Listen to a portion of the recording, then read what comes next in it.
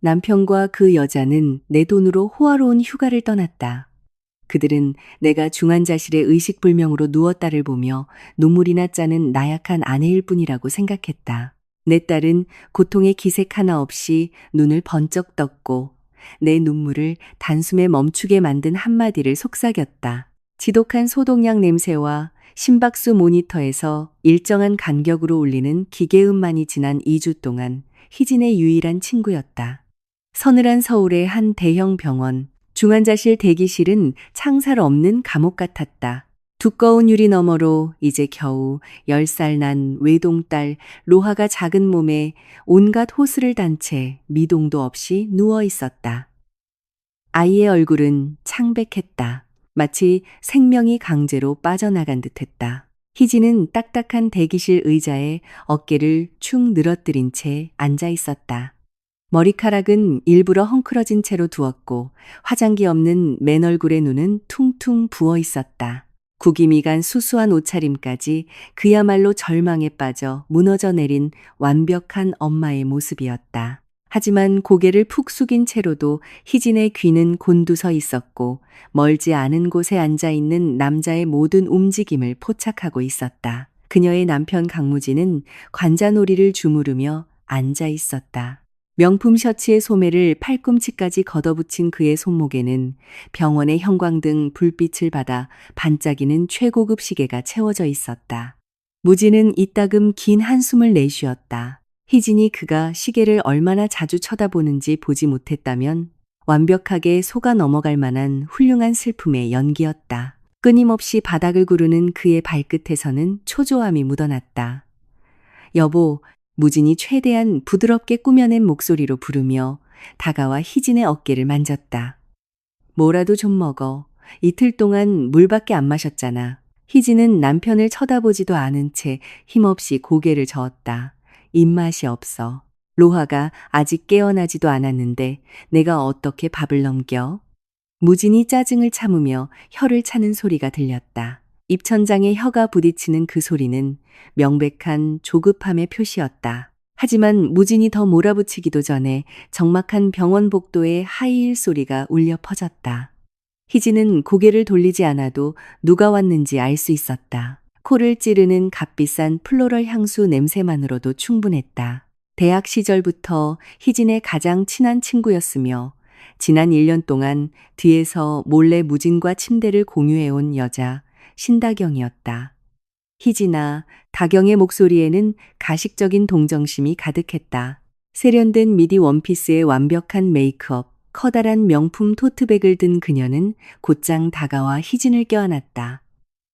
차갑고 비수처럼 꽂히는 포옹이었다. 방금 의사 선생님한테 상태 들었어. 마음 단단히 먹어. 희진은 다경의 피부가 닿을 때마다 뱃속에서 끓어오르는 구역질을 참으며 그 포옹을 받아들였다. 고마워, 다경아. 여기까지 와주고 다경은 포옹을 풀고 무진을 바라보았다. 두 사람의 시선이 아주 찰나의 순간 교차했다. 고개를 숙인 채 곁눈질로 그들을 지켜보던 희진은 그 눈빛을 놓치지 않았다. 그것은 친구의 남편과 아내의 친구가 나누는 시선이 아니었다. 욕망과 비밀스러운 암호가 가득한 눈빛이었다. 그냥 위로라도 해주고 싶어서 왔어. 다경이 가방을 고쳐 매며 말했다. 그 순간 살짝 열린 가방 틈 사이로 국제항공사 로고가 찍힌 두툼한 파란색 봉투 끝이 보였다. 그곳에는 공항 코드가 적혀 있었다. 에멜리, 몰디브. 희진은 그것을 보았다. 슬픔 때문이 아니라 끓어오르는 분노 때문에 심장이 미친 듯이 뛰기 시작했다. 딸이 코마 상태로 누워 있는데 적어도 그들이 알기로는 남편과 가장 친한 친구라는 작자가 열대의 낙원으로 밀월여행을 갈 계획을 세우고 있었던 것이다. 무진이 헛기침을 하며 잠깐의 침묵을 깼다. 그는 희진의 앞에 무릎을 꿇고 아내의 두 손을 잡았다. 희진아, 내 말 잘 들어. 로아 상태가 여기선 차도가 없어. 방금 비즈니스 파트너한테 연락을 받았는데 싱가포르에 로아 같은 뇌 손상을 치료할 수 있는 최고의 신경외과 전문의가 있대. 근데 일정이 꽉 차 있어서 내가 당장 거기로 날아가서 개인적으로 만나 사정해봐야 할 것 같아. 당장 모셔오려면 거짓말은 무진의 입술에서 너무나 매끄럽게 흘러나왔다. 걱정에 휩싸인 아버지의 완벽한 표정 연기였다. 싱가포르? 희진이 떨리는 목소리로 물었다. 지금? 로하가 이렇게 위독한데? 위독하니까 당장 가야지. 무진이 빠르게 말을 가로챘다. 지금 안 가면 기회를 놓칠지도 몰라. 로아가 잘못되면 평생 후회할 거야. 하지만 당신 혼자서 의학 용어도 모르잖아. 소통이 잘못되면 어떡하려고? 희진이 미끼를 던졌다. 무진은 재빨리 다경을 돌아보았다. 그게 말이야. 마침 다경이가 싱가포르 병원 쪽에 아는 사람이 있어서 임시로 통역 겸 조수로 같이 가주기로 했어. 서류 작업도 도와주고. 그치, 다경아? 다경은 걱정스러운 표정을 지으며 열정적으로 고개를 끄덕였다. 너랑 로하가 이러고 있는 걸 도저히 그냥 볼 수가 없어서 내가 무진 씨 도와서 그 의사 꼭 찾아낼게. 넌 여기서 로아 돌보는 데만 집중해. 최대한 빨리 좋은 소식 들고 올 테니까. 희진은 두 배신자를 번갈아 쳐다보았다. 마음 같아서는 크게 비웃으며 두 사람의 뺨을 차례로 갈겨주고 싶었다. 싱가포르에서 신경외과 의사를 찾는다고? 다경의 가방에 든 티켓은 명백히 몰디브행이었다. 그들은 희진이 영문 알파벳도 못 읽는 멍청한 여자라고 생각하는 모양이었다. 알았어. 희진은 입가에 번지려는 비웃음을 숨기기 위해 다시 고개를 푹 숙이며 말했다. 다녀와, 여보. 로하를 위해서라면 뭐든 해줘.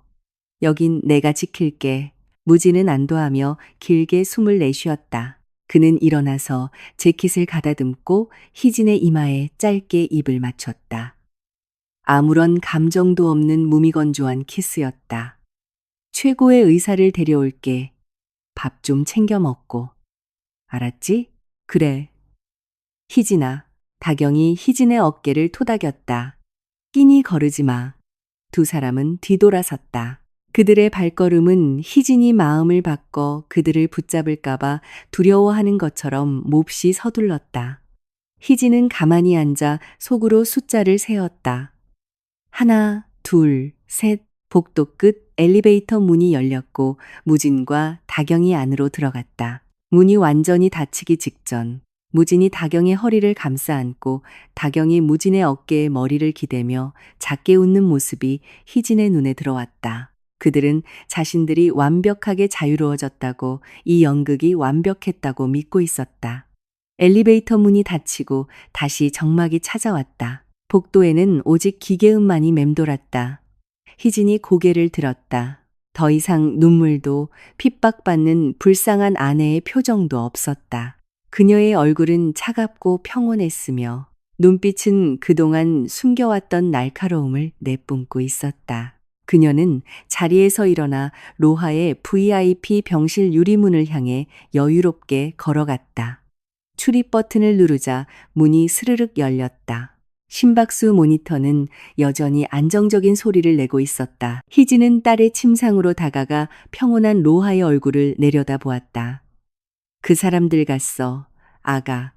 그녀가 조용히 속삭였다. 그 다음 벌어진 일은 만약 무진과 다경이 보았다면 심장마비가 올 만한 광경이었다. 평탄했던 모니터의 리듬이 살짝 강해지더니 산소 포화도 측정기가 연결된 로하의 작은 손가락이 천천히 움직였다. 아이의 눈꺼풀이 파르르 떨리더니 번쩍 뜨였다. 코마에서 막 깨어난 환자, 특유의 혼란이나 고통 따위는 전혀 없었다. 맑은 눈망울은 또렷하고 완벽하게 의식이 있는 상태로 엄마를 올려다보고 있었다. 로하는 마치 더 이상 숨을 참거나 약해 보이려고 호흡을 조절할 필요가 없다는 듯 숨을 깊게 들이마셨다. 아이는 희진을 향해 고개를 돌리더니 작은 손을 뻗어 엄마의 차가운 손을 잡았다. 엄마, 잠긴 목소리가 아니라 명확하고 단호한 목소리였다. 희진은 딸의 손을 꽉 쥐었다. 응, 로하야. 엄마 여기 있어. 로하가 옅게 미소 지었다. 10살짜리 아이치고는 너무 성숙한 미소였다. 아이는 손을 들어 희진의 눈가에 아직 고여있던 가짜 눈물을 닦아주었다. 엄마, 이제 눈물 닦아. 로하가 날카로운 눈빛으로 속삭였다. 우리 연극은 이제 끝났어. 외할아버지가 내 베개 밑에 숨겨둔 스마트워치로 방금 메시지 보내셨어. 아빠 명의의 모든 자산이랑 회사 지분 5분 전에 엄마 계좌로 전부 이전 완료됐대. 희진은 잠시 눈을 감고 엄청난 안도감이 밀려오는 것을 느꼈다. 전쟁은 방금 시작되었고 첫 번째 총알은 적들이 눈치채지도 못한 사이 적진의 심장부에 정확히 꽂혔다. 로하의 한마디가 병실의 공기를 가르며 무겁고 우울했던 중환자실을 완벽한 전략 지휘소로 탈바꿈시켰다. 희진은 딸의 보고에 놀라지 않았다. 오히려 수천 톤의 짐을 어깨에서 내려놓은 듯 길게 숨을 내쉬었다. 지금까지 웅크리고 있던 그녀의 자세가 완벽하게 꼿꼿해졌다. 어깨는 당당하게 펴졌고 턱은 위로 들렸다. 무진을 위해 꾸며냈던 슬픈 얼굴은 이제 범접할 수 없는 차가운 여왕의 가면으로 바뀌어 있었다. 잘 됐네. 희진이 짧게 답했다. 그녀는 로하의 이불을 다듬었다. 걱정 많은 엄마의 다정한 손길이 아니라 군대의 출정 준비를 마친 장군의 침착함이었다. 역시 내 외할아버지는 항상 시간 약속이 철저하시다니까.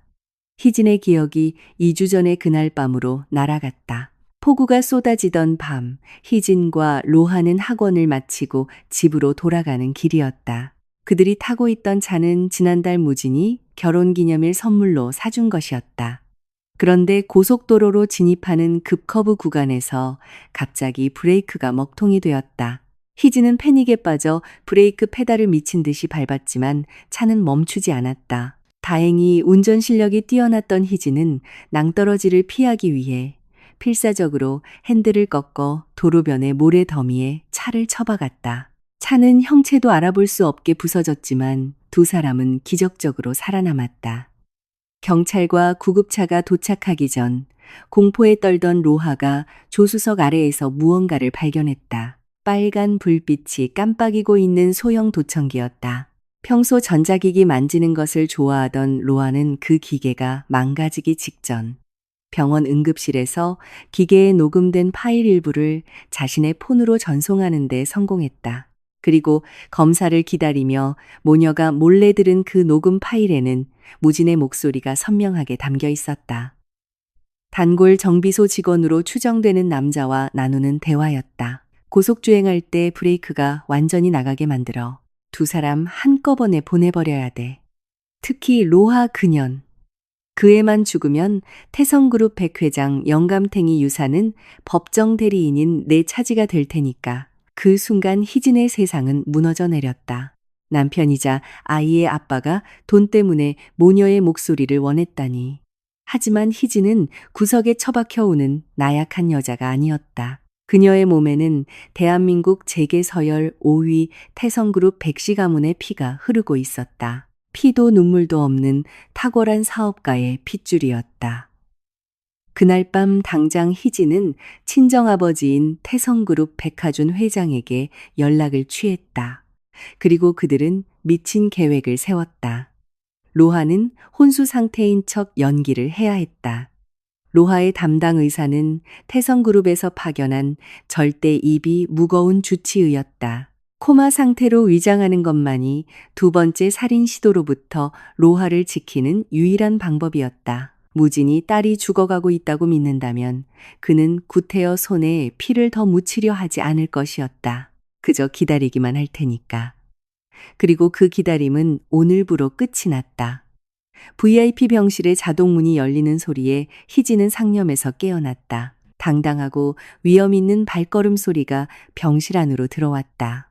무진처럼 초조하게 구두를 끄는 소리가 아니라 세상이 자신의 뜻대로 돌아간다는 것을 아는 자의 여유로운 발걸음이었다. 백하준 회장이었다.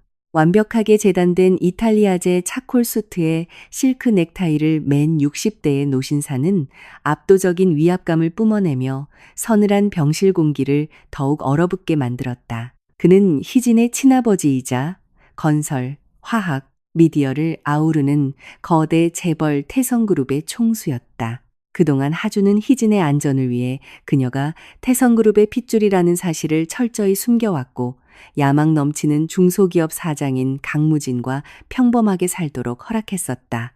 하준의 뒤에는 2명의 비서가 값비싼 쇼핑백 여러 개와 서류 가방을 들고 서 있었다. 회장님, 희진이 감정 없는 평탄한 목소리로 인사했다. 하준은 조카를 잠시 쳐다보더니 침대에 기대 앉아 태블릿을 만지고 있는 로하를 바라보았다. 우리 강아지 수고 많았다. 하준이 로하의 머리를 쓰다듬으며 칭찬했다. 로하가 활짝 웃었다. 내 연기 쩔었죠, 할아버지? 아빠는 나 테스트한다고 발목을 꼬집었는데도 눈치 못 챘어. 그 말을 들은 하준의 얼굴이 굳어지며 턱관절에 힘이 들어갔다. 그놈이 널 꼬집었다고? 엄청 아팠는데 참았어요. 하준은 분노를 억누르며 천천히 고개를 끄덕였다. 그러고는 희진에게 시선을 돌렸다. 그놈들 방금 이륙했다. 싱가포르가 아니라 몰디브로 가는 비행기야. 알고 있어요. 희진이 차갑게 대답했다. 그 여자 가방에서 티켓을 봤거든요. 하준이 비서들에게 눈짓하자 비서들이 앞으로 나와 쇼핑백들을 희진에게 건넸다. 옷 갈아입어라, 희진아. 하준이 낮지만 권위 있는 목소리로 명령했다. 가엾은 아내 코스프레는 이제 충분히 했어. 그런 싸구려 천조각은 내 피부에 닿을 자격도 없다. 희진은 쇼핑백을 받아들고 창문에 비친 자신의 모습을 보았다. 늘어진 셔츠에 무릎이 튀어나온 바지, 그녀 스스로도 이런 자신의 모습에 신물이 났다. 나약하게 구는 것은 이제 끝이었다. 망설임 없이 병실내 딸린 고급 욕실로 들어간 희진은 5분 뒤 완전히 다른 사람이 되어 나타났다. 욕실에서 걸어 나온 여자는 더 이상 순종적인 아내 희진이 아니었다. 우아한 비대칭 컷의 아이보리색 재킷에 길고 곧은 다리를 강조하는 블랙 슬랙스. 헝클어졌던 머리는 깔끔하게 빗어 넘겨 높게 묶었고 날렵한 턱선과 긴 목선이 고스란히 드러났다. 짙은 화장은 없었지만 얼굴에서는 치명적일 만큼 고고한 아우라가 뿜어져 나왔다. 그녀의 발걸음은 확신에 차 있었고 더 이상 고개를 숙이지 않았다. 하준은 자랑스럽다는 듯 옅은 미소를 지었다. 비서가 테이블 위에 서류 가방을 열자 두꺼운 서류 뭉치가 깔끔하게 정리되어 있었다. 주식 양도 서류다. 하준이 서류를 가리키며 설명했다. 강무진 그놈이 휴가 계획이나 짜고 있을 때 우리 법무팀이 움직였지. 그놈이 불법 도박 빚을 갚으려고 자기 집 명의랑 회사 지분 일부를 사채업자들한테 담보로 넘겼더구나. 우리가 그 채권을 전부 사들였다. 기술적으로 이제 네가 강무진이 그렇게 자랑스러워하던 주강명 기업의 최대 주주이자 실소 유주야. 희진은 서류를 집어들고 빠르게 페이지를 넘겼다. 숫자와 법적 조항들을 훑어보는 그녀의 눈빛은 예리했다. 예전 무지는 너는 사업의 사자도 모르잖아 라며 희진이 회사 일에 관여하는 것을 막았다. 얼마나 멍청한 남자인가. 그는 희진이 해외 명문대 경영학과 수석 졸업생이었으나 가족을 위해 전업주부의 길을 택했다는 사실을 잊고 있었다. 신용카드는요? 희진이 물었다. 하준이 여유롭게 대답했다. 무진이 쓰는 주요 신용카드는 전부 법인 계좌랑 연결되어 있더군. 방금 전 법인 계좌 접근 권한을 전면 동결시켰다. 지금 그놈이 쓸 수 있는 건 한도가 몇십만 원밖에 안 남은 개인 예비카드 하나뿐일 거다. 길거리 떡볶이는 사 먹을 수 있겠지만 몰디브의 5성급 리조트 숙박비는 턱도 없지. 로하가 침대 위에서 낄낄거렸다. 아빠, 완전 망신당하겠다. 희진은 서류를 쾅 소리가 나게 덮었다. 그녀의 시선은 병원 벽을 뚫고 무진을 태운 비행기를 쫓고 있는 듯했다. 왕자를 뺏고 휴가를 떠난 폭군인 줄 알았겠지. 희진이 뼛속까지 시린 목소리로 중얼거렸다. 하준이 다가가 희진의 옆에 섰다. 두 사람은 병원 고층 창밖으로 서울 시내를 내려다보았다. 내 남편한테 빌려줬던 장난감을 이제 회수할 시간이다. 희진아, 그놈은 장난감을 망가뜨렸으니 수리비도. 희진이 고개를 끄덕이며 창문에 비친 자신과 아버지의 모습을 응시했다. 회장님, 희진이 말했다. 차 대기시켜 주세요. 지금 당장 강명기업 본사로 갑니다. 하준이 눈썹을 치켜 올렸다. 조금 쉬지 않고 희진은 고개를 저으며 소름 끼치도록 차가운 미소를 지었다. 아니요, 쥐새끼가 집을 비웠을 때 주인이 돌아와야죠. 그 인간이 몰디브에 도착해서 핸드폰을 켜는 순간 돌아올 곳이 아예 없어졌다는 걸 알게 해줄 겁니다. 다 부셔버려, 엄마. 로아가 작게 환호했다. 희진은 뒤돌아 로하의 이마에 입을 맞췄다. 엄마 금방 다녀올게. 할아버지랑 경호원 아저씨들이 곁에 있을 거야. 혹시 모를 의사나 간호사가 들어오면 다시 자는 척해야 해. 알지? 충성! 로하가 귀엽게 경례를 했다. 희진은 하준과 비서들을 대동하고 VIP 병실을 나섰다. 대리석 복도를 울리는 그녀의 하이힐 소리는 무진의 파멸을 알리는 카운트다운과도 같았다. 상속녀의 위장극은 끝났다. 이제 처형의 시간이었다. 몰디브에 타는 듯한 태양 아래 에메랄드빛 바다를 가르며 달리는 최고급 스피드보트 위에서 강무진과 신다경은 열대의 바람을 만끽하고 있었다. 바닷바람에 다경의 완벽하게 세팅된 머리가 흩날렸고 무진은 명품 선글라스를 낀 채 직원이 건넨 웰컴 드링크를 여유롭게 홀짝였다. 그들 주변으로 물 위에 지어진 수상 빌라들이 그들이 꿈꾸던 완벽한 프라이버시와 사치를 약속하고 있었다. 무진에게 이 풍경은 승리의 전리품이었다. 지긋지긋한 소독약 냄새도 심장 모니터 소리도 무엇보다 징징대는 희진의 불쌍한 얼굴에서도 완벽하게 벗어난 곳이었다. 자기야, 여기 너무 좋다. 다경이 애교 섞인 목소리로 무진의 어깨에 기대며 말했다. 그녀는 인스타그램 친한 친구 설정으로 올릴 스토리 영상을 찍느라 바빴다. 드디어 우리 둘만 오붓하게 휴가를 오게 될 줄은 몰랐어. 무진은 다경의 허리를 감싸 안으며 능글맞게 웃었다. 자기는 충분히 누릴 자격 있어. 우리 그동안 열심히 일했잖아. 다경이 까르르 웃으며 조롱 섞인 투로 말했다. 열심히 일하긴 했지. 그 촌스러운 와이프가 구석에서 질질 짜는 거 보면서 웃음 참느라 얼마나 힘들었는데. 무진도 소리내어 웃었다. 세상에서 가장 웃긴 농담이라도 들은 듯 고개를 저었다. 아까 걔 표정 봤어야 돼. 내가 싱가포르 간다는 말을 철석같이 믿더라니까? 심지어 나 비행기에서 배고플까봐 플라스틱 통에 샌드위치까지 싸왔어. 진짜 찌질해서 못 봐주겠더라. 다경은 선글라스를 고쳤으며 코웃음을 쳤다.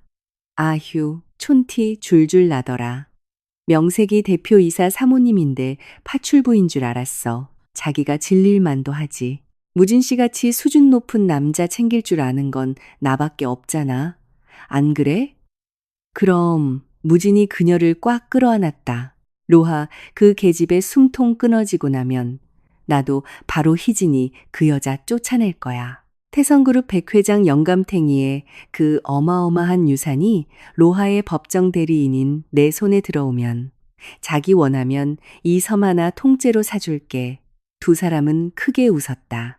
오염되지 않은 아름다운 대자연 속에서 울려 퍼지는 그들의 웃음소리는 소름 끼치도록 이질적이었다. 그들은 세상의 꼭대기에 섰다고 믿었지만 자신들이 딛고 서 있는 기반이 이미 철저히 붕괴되었다는 사실은 꿈에도 모르고 있었다. 스피드보트가 5성급 리조트 선착장에 도착했다. 화한과 환한 미소로 무장한 직원들이 그들을 맞이했다.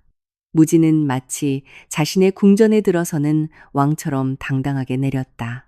그들은 바닥이 유리로 되어 헤엄치는 물고기가 보이는 개방형 로비로 안내되었다. 파라다이스 리조트에 오신 것을 환영합니다. 미스터 강.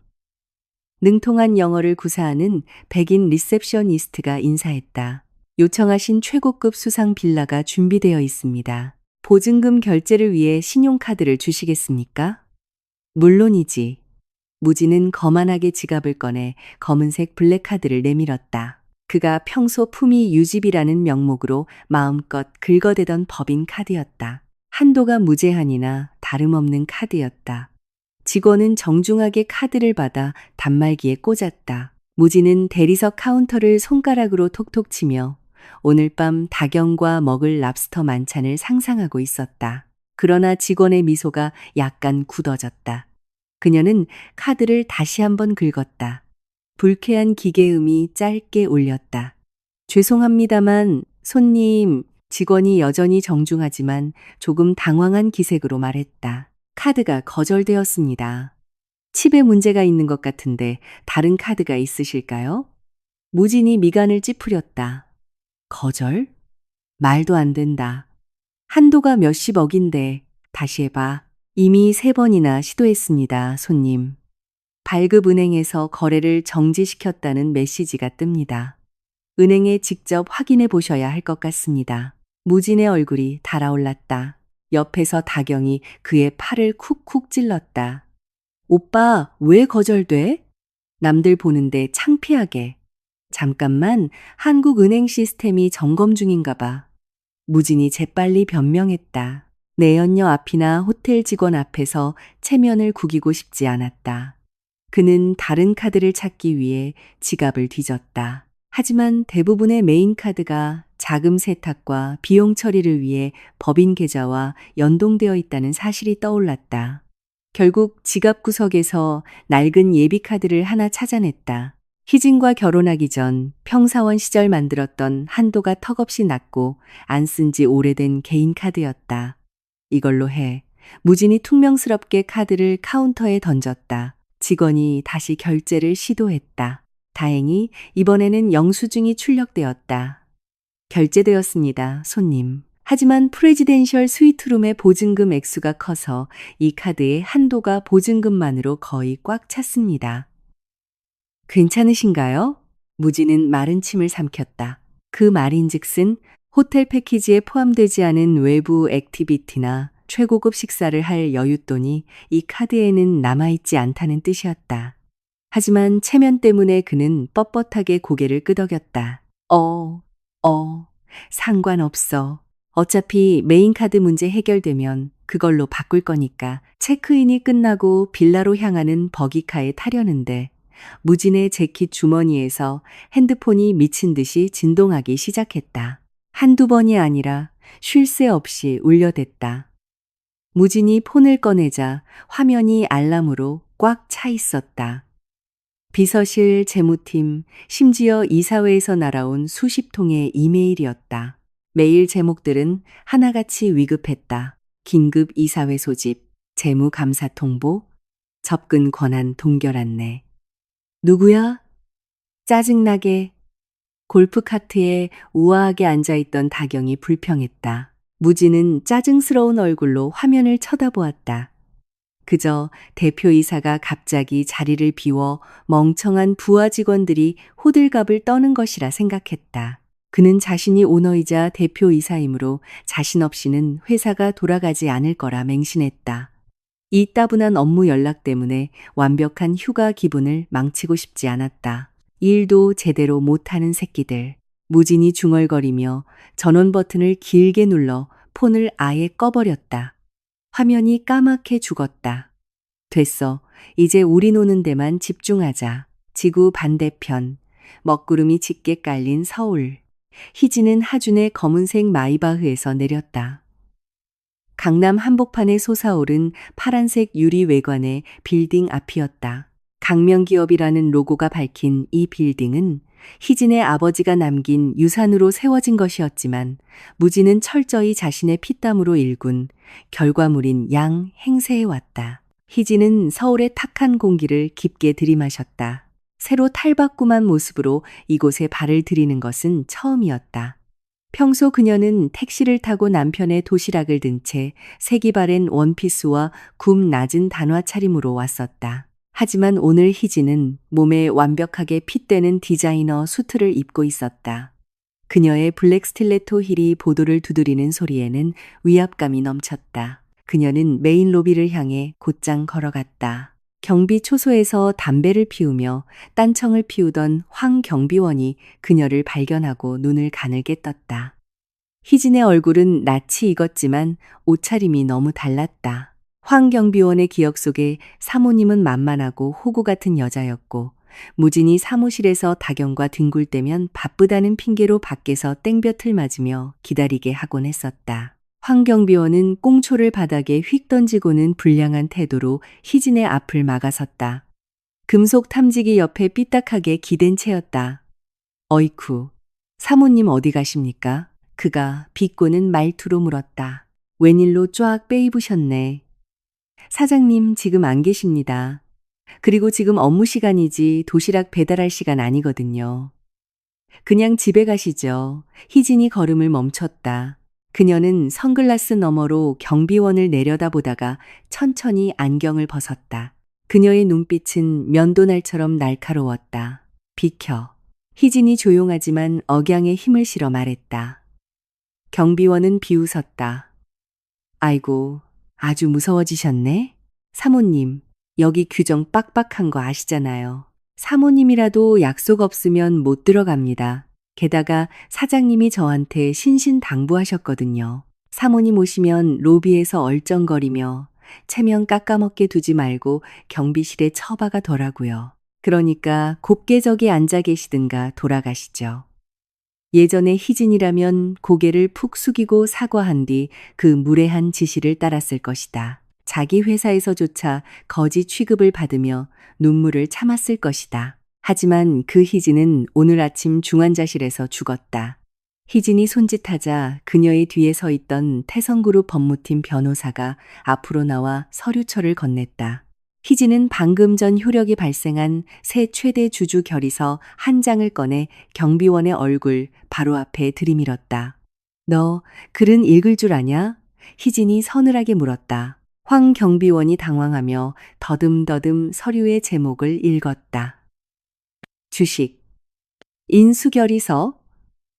이게 무슨. 이 건물이랑 네가 딛고 서 있는 땅, 그리고 네가 입고 있는 그 유니폼. 희진이 말을 잘랐다. 점심시간을 마치고 돌아오는 직원들로 붐비기 시작한 로비에 그녀의 또렷한 목소리가 울려 퍼졌다. 지금부턴 전부 내 거란 뜻이야. 내가 강명기업의 새 주인이다. 황 경비원의 얼굴이 사색이 되었다. 하지만 강 사장님이, 강무진은 지금 내 평가를 대기 중인 일개 직원에 불과해. 희진이 단호하게 쏘아붙였다. 마침 소란을 듣고 걸음을 멈춘 인사팀 주 부장과 눈이 마주쳤다. 주 부장님. 주 부장은 화들짝 놀랐다. 사모님의 얼굴은 알아봤지만 뿜어져 나오는 압도적인 기세에 기가 질린 상태였다. 예, 사모님. 희진이 길고 우아한 손가락으로 황 경비원을 가리켰다. 이 사람 당장 해고하세요. 지금부터 5분 안에 내 건물에서 이 얼굴이 안 보이게 치워버려요. 회사의 실소 유지에 대한 태만과 불경을 사유로 퇴직금은 단 한 푼도 지급하지 마시고요. 네, 알겠습니다. 즉시 처리하겠습니다. 주 부장이 허둥지둥 대답했다. 황 경비원은 다리가 풀려 바들바들 떨었다. 사모님, 제가 아까는 그냥 농담한 겁니다. 제발 용서해 주십시오, 제가. 희진은 들은 척도 하지 않았다. 마치 그가 투명 인간이라도 되는 양 지나쳐 삼촌의 비서들이 열어준 자동 보안문을 통과했다. 로비의 직원들은 홍해처럼 길을 비키며 그동안 제투성이 아가씨 취급받던 사장 부인의 충격적인 변신에 경외감과 공포를 동시에 느끼며 수군거렸다. 희진은 임원 전용 엘리베이터에 올라타 꼭대기 층 버튼을 눌렀다. 엘리베이터 문이 닫히며 꼿꼿하게 선 그녀의 모습이 비쳤다. 희진은 로비의 해충을 청소한 것은 그저 준비 운동일 뿐이라는 것을 잘 알고 있었다. 진짜 전쟁은 이사회 회의실에 있었다. 강명기업 대회의실의 분위기는 죽음의 종소리처럼 들리는 벽시계 소리만 들릴 정도로 숨막히게 고요했다. 임원들과 소액주주들은 불안에 떨며 앉아 있었다. 대한민국 재계를 쥐락펴락하는 태성그룹 법무팀의 갑작스러운 호출이었기 때문이다. 도대체 강무진은 어디 있으며 왜 우리 대표이사가 아니라 외부 세력이 이 회의실을 장악하고 있는지 다들 의문에 휩싸여 있었다. 회의실 문이 활짝 열렸다. 강무진이 아니라 희진이 들어왔다. 그녀는 돌덩이처럼 굳은 표정의 대형 로펌 변호사 4명의 호의를 받으며 리드미컬하게 걸어 들어왔다. 희진은 곧장 무진이 앉던 상석으로 걸어가 너무나도 자연스럽고 우아하게 자리에 앉았다. 마치 애초에 그녀를 위해 만들어진 자리 같았다. 안녕하십니까, 임원 여러분. 희진이 차분하지만 자석처럼 모두를 집중하게 만드는 묵직한 목소리로 입을 열었다. 무진의 최측근이었던 영업본부장이 용기를 내어 입을 열었다. 저기, 사모님. 외람된 말씀이지만 이곳은 이사회입니다. 부부싸움이나 집안일을 끌고 오실 자리가 아닙니다. 강 대표님은 어디 계십니까? 태성그룹 사람들이 왜 여기 있는지 해명이 필요합니다. 희진의 입가에 눈에 닿지 않는 서늘한 미소가 번졌다. 강무진 씨는 지금 여러분이 올해 받아야 할 배당금을 탕진하며 개인 비서와 함께 몰디브에서 불법적인 밀월 휴가를 즐기느라 아주 바쁘십니다. 회의실 곳곳에서 충격에 빠진 웅성거림이 터져나왔다. 임원들이 서로 눈치를 보았다. 그건 아주 심각한 명예훼손입니다. 사모님, 재무이사가 항변했다. 그의 얼굴에는 이미 식은땀이 흐르고 있었다. 희진은 옆에 선 수석 변호사에게 고개를 끄덕였다. 변호사가 프로젝터를 켰다. 희진의 뒤로 커다란 스크린이 내려오더니 빼곡한 숫자 데이터, 자금 흐름 그래프, 그리고 계좌 이체 내역 스캔본이 띄워졌다. 지난 2년 동안 희진이 자리에서 일어나 회의실 테이블을 천천히 돌며 임원들의 얼굴을 하나하나 응시하며 설명을 시작했다. 강무진은 400억 원에 달하는 회사 운영 자금을 횡령했습니다.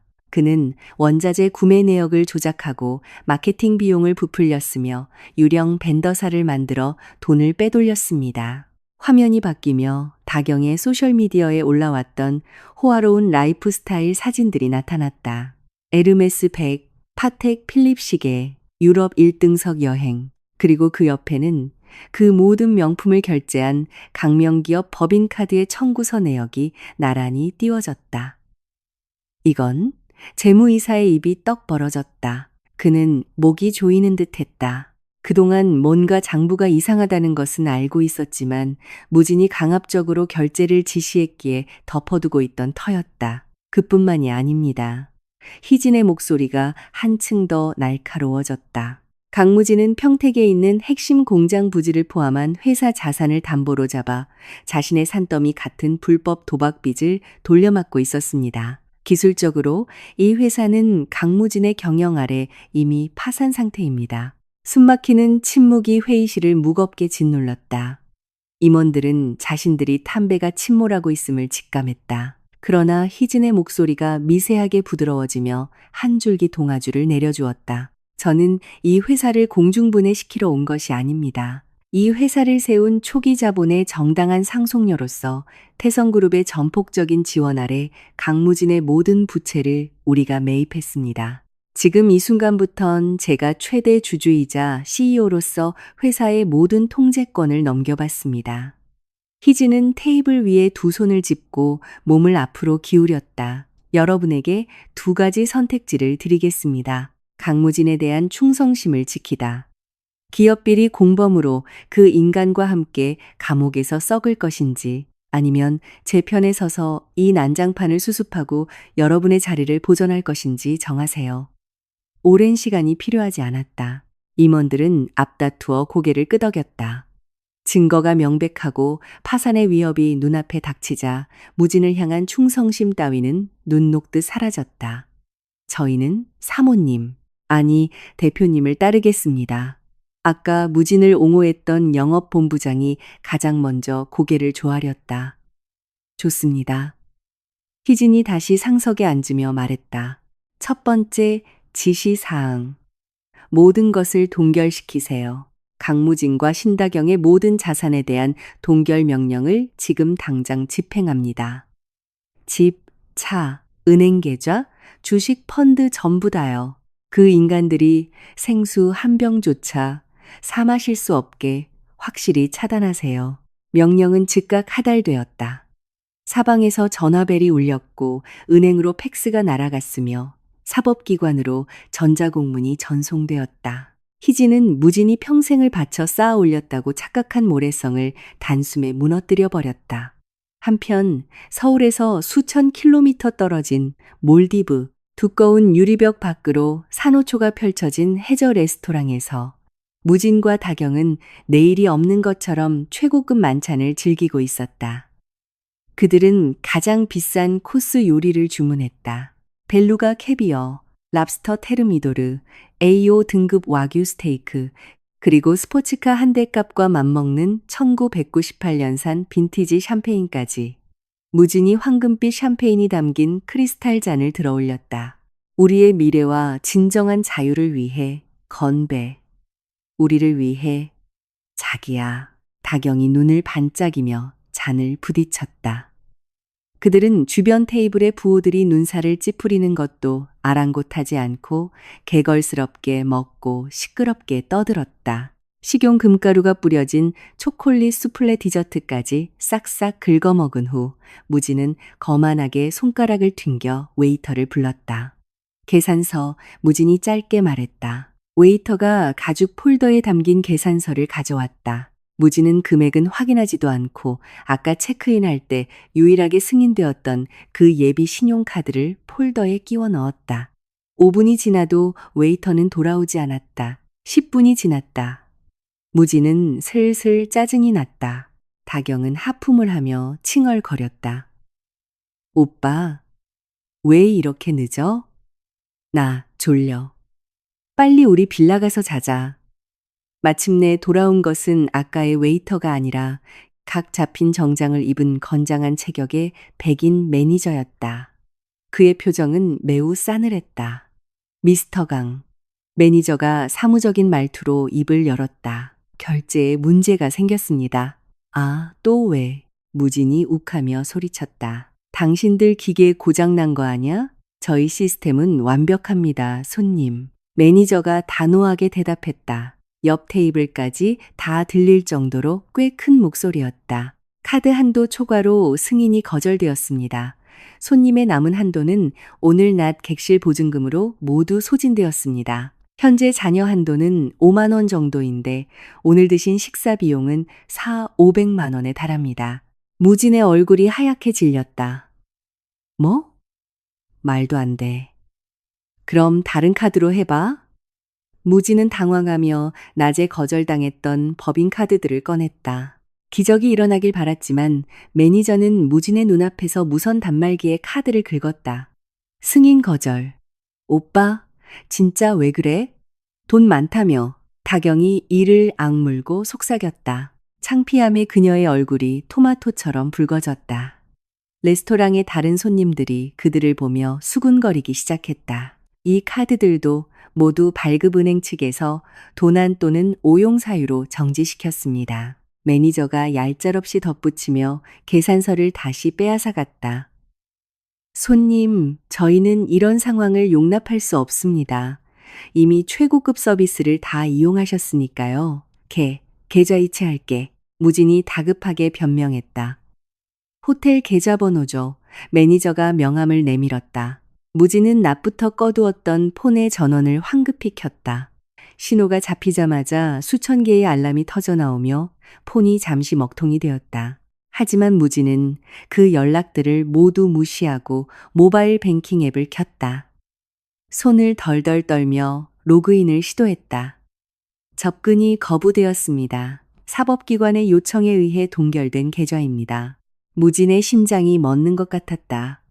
다른 은행 앱을 켜봤지만 결과는 똑같았다. 그의 모든 계좌, 모든 금융자산의 접근이 완벽하게 차단되어 있었다. 그는 다경을 쳐다보았다. 다경아, 너 신용카드 있지? 일단 네가 좀 결제해. 한국 돌아가면 내가 2배로 쳐서 갚을게. 다경이 어이없다는 듯 눈을 부릅떴다. 미쳤어? 내 카드 한도 300만 원이야. 이 비싼 밥값을 어떻게 내? 애초에 오빠가 쏘기로 한 거잖아. 최고급 레스토랑에서 두 남녀의 찌질한 말다툼이 공짜 구경거리가 되었다. 참다 못한 매니저가 입구에 서 있던 덩치 큰 보안 요원 2명에게 눈짓을 보냈다. 손님들, 매니저의 목소리에 위협이 서렸다. 지금 당장 현금으로 지불하지 못하시면 저희는 규정대로 두 분의 여권을 압수하고 몰디브 현지 경찰에 무전 취식 및 사기 혐의로 신고할 수밖에 없습니다. 이곳의 관광객 대상법은 아주 엄격합니다. 경찰은 안 돼. 무진이 이마에 식은땀을 흘리며 애원했다. 제발 시간 좀 줘. 어떻게든 돈 구할 테니까. 결제가 완료될 때까지 두 분은 로비 구역을 벗어나실 수 없습니다. 매니저가 딱 잘라 말했다. 또한 오늘 밤 프레지덴셜 스위트룸에서 당장 퇴실하셔야 합니다. 식대 일부를 충당하기 위해 낮에 걸어둔 보증금을 취소 없이 전액 징수할 예정이니까요. 저희 보안팀을 따라가시죠. 그날 밤 무진과 다경은 마치 중범죄자처럼 레스토랑에서 끌려 나왔다. 물 위에 떠있는 푹신한 침대는커녕 그들은 호텔 뒤편의 직원 대기실에 딱딱한 플라스틱 의자에 갇혔다. 경비원의 감시 아래 스트레스로 속이 쓰려오는 고통과 산산조각난 자존심을 끌어안고서 그 시각 서울. 희진은 스마트폰 화면에 뜬 자산 동결 완료 알림을 내려다보고 있었다. 새로 마련된 넓은 집무실에서 따뜻한 차를 한 모금 마시며 창밖의 야경을 감상했다. 마지막 만찬을 마음껏 즐겼길 희진이 고요한 밤 공기를 향해 속삭였다. 낭만적이어야 할 몰디브의 밤은 숨통을 조이는 악몽으로 변해 있었다. 청소용 세제 냄새가 진동하는 좁은 직원 대기실에서 무진과 다경은 딱딱한 의자에 떨어져 앉아 있었다. 그들 앞에는 덩치 큰 보안 요원 2명이 팔짱을 낀 채 이 불청객들이 도망가지 못하게 감시하고 있었다. 방 안을 채운 정막은 어떤 비명보다도 크게 귓전을 때렸다. 낡은 에어컨 돌아가는 소리와 화를 주체하지 못해 씩씩거리는 무진의 거친 숨소리만이 들렸다. 몇 시간 전만 해도 기세등등했던 무진의 얼굴은 땀과 기름에 찌들어 공포로 일그러져 있었다. 덜덜 떨리는 손으로 그는 다시 스마트폰을 켰다. 핸드폰이 뜨거워질 정도로 쏟아지는 수많은 메시지를 더 이상 외면할 수 없었다. 서울에서 대체 무슨 일이 벌어진 건지 알아야 했다. 메시지 창은 지난 몇 시간 동안 막혀있던 재앙을 토해냈다. 사장님 어디 계십니까? 태성그룹 사람들이 사장님 집무실을 봉쇄했습니다. 비서실, 대표님, 본사 서버 접근이 전면 차단되었습니다. 업무마비 상태입니다. IT 팀장, 이사회 결의에 따라 강무진 대표이사의 불명예 퇴진이 가결되었음을 통보합니다. 이사회, 그리고 모르는 번호로 온 짧은 메시지 하나. 이혼 소송 및 자산 가압류 통보서처라는 제목의 PDF 파일이 첨부되어 있었다. 무진이 파일을 열었다. 조항 하나하나를 읽어내려가던 그의 두 눈이 튀어나올 듯 커졌다. 이혼 소송뿐만이 아니었다. 횡령, 배임, 문서 위조, 그리고 살인미수교사, 말도 안 돼. 무진이 쉰 목소리로 내뱉었다. 이건 꿈이야. 희진이가 이렇게 똑똑할 리가 없어. 걘 그냥 멍청한 집구석 아줌마라고. 구석에 웅크려 있던 다경이 고개를 들었다. 공들인 화장은 이미 눈물에 범벅이 되어 마스카라가 뺨을 타고 흘러내려 처녀 귀신 같은 몰골이었다. 하루 종일 아무것도 먹지 못해 그녀의 뱃속에선 꼬르륵 소리가 요란하게 울렸다. 오빠, 어떡할 거야? 다경이 신경질적인 하이톤으로 징징댔다. 오빠가 다 통제하고 있다며. 희진이 그 기집애 바보 천치라며. 근데 왜 우리가 지금 도둑놈처럼 여기 갇혀 있는 건데? 나한테 사기친 거야? 무진이 고개를 확 돌렸다. 그의 눈에는 핏발이 서 있었다. 닥쳐. 머리 아파 죽겠으니까. 내가 왜 닥쳐? 다경이 벌떡 일어나 인조 손톱이 붙은 손가락으로 무진의 얼굴을 삿대질했다. 오빠 때문에 나 아까 레스토랑에서 개망신당했어. 달콤한 말로 살살 꼬셔놓고 펜트하우스 급 아파트 놔두고 여기 따라왔더니 왕이랑 왕비처럼 살게 해준다며 까보고 나니까 그냥 파산한 사기꾼이잖아. 오빠 재산 다 어딨어? 주식은? 신용카드도 다 막혔다며. 임계점에 달했던 무진의 이성이 결국 폭발했다. 회사를 잃었다는 절망감, 감옥에 갈지도 모른다는 공포, 그리고 자기 돈을 쪽쪽 빨아먹기만 했던 여자의 악다구니가 그의 남은 이성의 끈을 끊어 놓았다. 짝, 무거운 마찰음이 좁은 방 안을 울렸다. 무진의 거친 손바닥이 다경의 뺨을 강타했다. 다경은 비틀거리며 뒤로 물러나 붉게 달아오른 뺨을 감싸쥐고 경악한 채 그를 바라보았다. 너나 닥쳐, 이 천박한 년아. 무진이 짐승처럼 씩씩거리며 소리쳤다. 내가 왜 파산했는데? 다 내년 그 사치스러운 씀씀이 감당하느라 그런 거 아냐? 에르메스, 백, 시계. 이 빌어먹을 여행까지 전부 너 때문이잖아. 로하가 죽어가는데 내년이 하도 몰디브 타령을 해대서 여기 오지만 않았어도 내가 서울에서 어떻게든 수습할 수 있었어. 넌 뼈 빠지게 재수 없는 년이야. 다경이 비명을 지르며 오열했다. 감히 날 쳐? 네가 그러고도 남자야? 너 같은 논팽이랑 엮이는 게 아니었는데 차라리 돈 많은 박 사장 스폰을 받을 걸. 두 사람의 진흙탕 싸움은 문이 거칠게 열리며 들어온 매니저에 의해 중단되었다. 매니저의 표정은 차가웠다. 그의 손에는 영수증 2장이 들려 있었다. 막장 드라마는 거기까지 하시죠. 매니저가 딱딱한 영어로 말했다. 낮에 예비카드로 긁으셨던 보증금을 전액 결제 처리했습니다.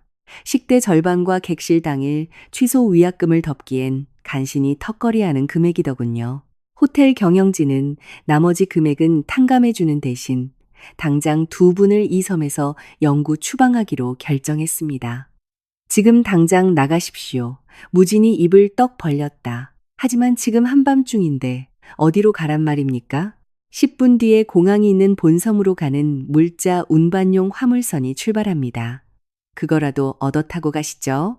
공항에 도착한 뒤엔 알아서들 하시고요. 분명히 경고하는데 다시는 우리 호텔 소유지에 발을 들이지 마십시오.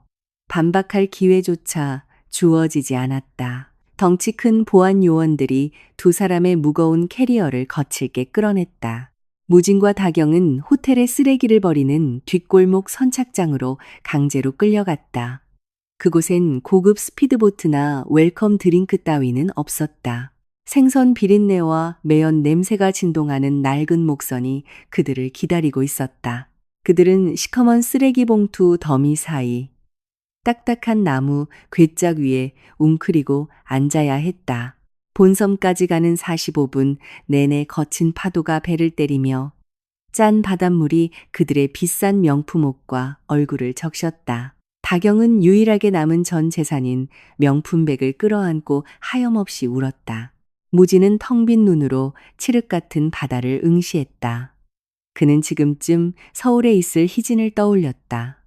그 여자는 웃고 있을까, 울고 있을까? 아니, 그 소름 돋는 법적 통보를 보낸 여자는 분명 무진의 파멸을 보며 축배를 들고 있을 것이다. 공항이 있는 말레섬에 도착하자마자 그들은 일반 부두에 쓰레기처럼 버려졌다. 두 사람은 묵직한 캐리어를 질질 끌며 출국장으로 향했다.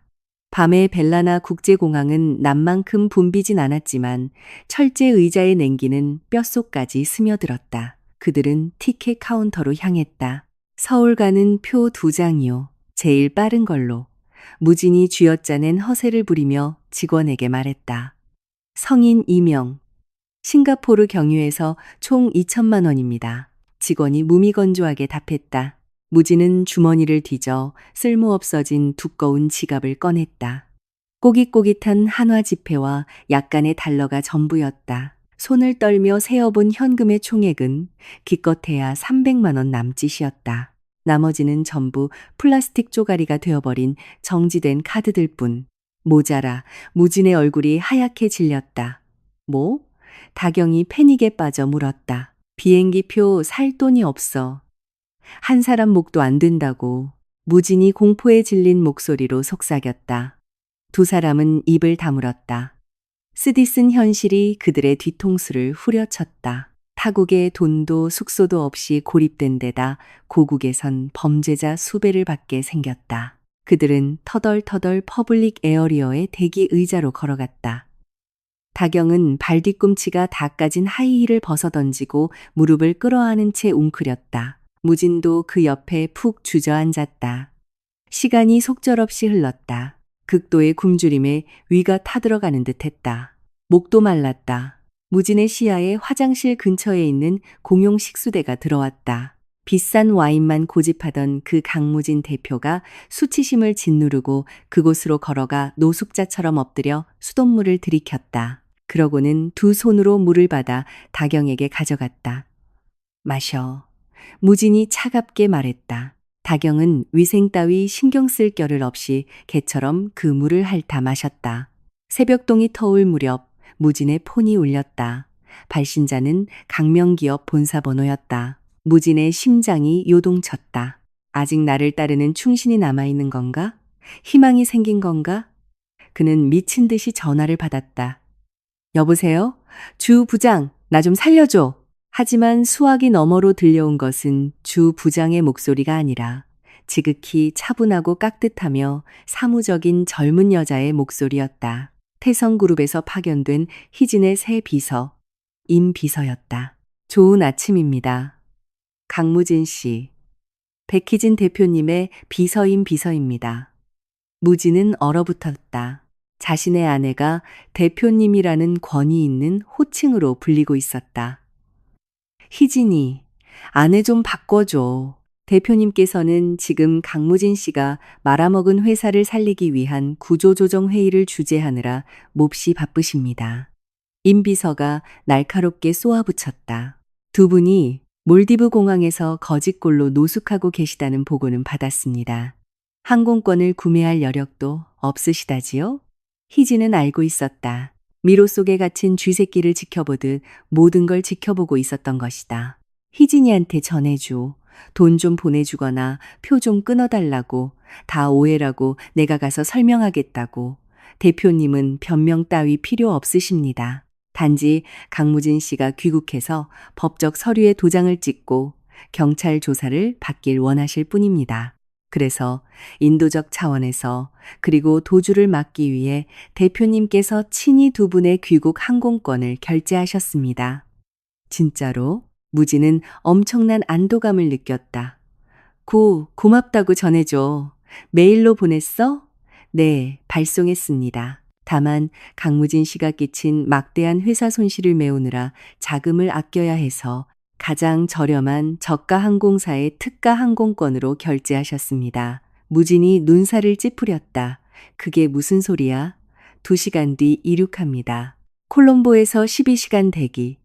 쿠알라룸푸르에서 8시간 대기 후 인천으로 들어오는 일정입니다. 좌석은 화장실 바로 옆맨 뒷자리이고 수화물 추가도 안 하셨고 기내식도 없습니다. 즐거운 비행 되십시오. 전화가 뚝 끊겼다. 무진은 넋이 나간 채 폰 화면을 쳐다보았다. 초저가 항공권, 무려 20시간 대기, 기내식 없음, 화장실 옆자리. 다경이 폰을 낚아채 메일로 온 이 티켓을 확인했다. 경유 20시간? 화장실 옆? 나 안 타. 나 비즈니스 클래스 탈 거라고. 무진은 살기 어린 눈으로 다경을 노려보았다. 대꾸할 기력조차 남아있지 않았다. 안 탈 거면 여기 남아. 공항 식당에서 1년쯤 접시 닦으면 내년엔 비즈니스 탈 수 있겠지. 난 갈 거다. 무진은 억지로 몸을 일으켜 체크인 카운터로 발을 질질 끌며 걸어갔다. 낯선 타국에 혼자 버려질까 두려웠던 다경도 결국 울며 겨자 먹기로 불평을 쏟아내며 그의 뒤를 따랐다. 가짜 천국에서 진짜 지옥으로 향하는 그들의 인생에서 가장 길고도 끔찍한 귀국길의 시작이었다. 그 비행은 육체적, 정신적 고문의 결정체였다. 좁아터진 저가 항공사 기내는 시끄러운 배낭여행객들로 꽉 차 있었다. 임 비서의 말대로 그들의 자리는 화장실 문이 열릴 때마다 암모니아 냄새가 훅 끼쳐오는 맨 뒷자리였다. 무진은 코를 고는 거구의 승객과 진동하는 창문 사이에 찌그러져 앉았다. 좌석 간격이 너무 좁아 긴 다리는 뻣뻣하게 굳어갔고 굶주림에 위경련이 일어날 지경이었다. 하지만 승무원들이 카트를 끌고 지나갈 때 그가 살 수 있는 유일한 기내식은 너무 비쌌다. 그는 앞자리 승객이 먹는 컵라면 냄새를 맡으며 마른 침만 꿀꺽꿀꺽 삼켜야 했다. 통로 건너편에 앉은 다경의 몰골은 더 비참했다. 값비싼 명품 원피스는 구겨질 대로 구겨졌고 며칠 못 감은 머리는 기름에 떡이 졌으며 화장기 지워진 얼굴은 창백했다. 차디찬 콜롬보 공항 바닥에 가방을 베고 누워 쪽잠을 자다 청소부에게 쫓겨나며 눈물을 쏙 뺀 그녀는 입을 살짝 벌린 채 기절하듯 잠들어 있었다. 쿠알라룸푸르에서의 두 번째 지옥 같은 환승까지 마친 후 20시간이 지나서야 마침내 비행기는 인천국제공항에 착륙했다. 우중충한 먹구름과 장대비가 서울의 하늘을 덮고 있었다. 비행기 바퀴가 활주로에 닿았지만 무진의 가슴엔 안도감 대신 식도를 타고 오르는 지독한 공포만이 가득했다. 그들은 마치 재난을 당한 난민 같은 꼴로 입국장을 빠져나왔다. 무진의 옷에선 쉰내와 찌든 내가 섞여났고 턱수염은 덥수룩하게 자라 있었다. 다경은 발이 다 까져 피가 나는데도 갈아 신을 신발이 없어 하이힐을 질질 끌며 걸었다. 우리 집에 어떻게 가? 오빠? 다경이 기어들어가는 목소리로 물었다. 아까 쿠알라룸푸르에서 물 사 먹느라 돈 다 썼잖아. 무진이 주머니를 뒤졌다. 남은 돈은 딱 10,000원짜리 한 장뿐. 서울 외곽의 고급 주택가인 평창동 저택까지 택시를 타기엔 턱없이 부족했다. 다행히 그의 배달 앱 포인트와 연결된 소액 결제 계좌가 얼어붙지 않은 것을 기억해냈다. 잔액이 워낙 적어 법무팀이 놓친 모양이었다. 가장 저렴한 호출 택시를 불렀다. 낡은 소형 택시가 도착하자 기사가 그들을 보고 흠칫 놀랐다. 명품을 걸치긴 했는데 3일은 안 씻은 듯한 악취가 나는 두 남녀. 빗속에 꽉 막힌 올림픽대로를 뚫고 달리는 내내 두 사람은 꿀먹은 벙어리처럼 입을 다물고 있었다. 무진은 머리를 굴렸다. 어떻게든 희진에게 매달려야 했다. 희진은 자신을 사랑하지 않는가? 지금까지 자신의 잘못을 늘 용서해주지 않았던가? 무릎 꿇고 울면서 홧김에 한 짓이었다고 변명하면 분명 마음이 약해질 것이다. 로아를 핑계로 삼으면 돼. 로아를 위해서라도 희진은 이혼을 멈출 것이다. 택시가 부유층이 모여 사는 평창동 골목으로 진입했다. 무진의 심장이 미친 듯이 뛰었다. 멀리 우뚝 솟은 자기 집의 거대한 철문이 보였다. 하지만 분위기가 이상했다. 굳게 닫힌 대문 밖, 비를 흠뻑 맞고 있는 잔디밭 위로 무언가가 산더미처럼 쌓여 있었다. 택시가 멈췄다. 다 왔습니다, 손님. 무진과 다경이 내렸다. 비를 피하며 대문 쪽으로 달려간 그들은 바닥에 나뒹구는 물건들을 보고 경악했다. 그들의 옷과 가방이었다. 무진의 오래된 양복들, 다경이 예전에 몰래 두고 갔던 옷들과 구두들이 쓰레기처럼 버려져 진흙탕을 뒹굴고 있었다. 네, 원피스. 다경이 진흙투성이가 된 실크 드레스를 집어들며 비명을 질렀다. 무진은 다경을 무시하고 현관문의 도어락 패널로 달려갔다. 무진이 패닉에 빠져 번호를 다시 눌렀다. 들의 결혼 기념일이었다. 출입 통제. 씨발.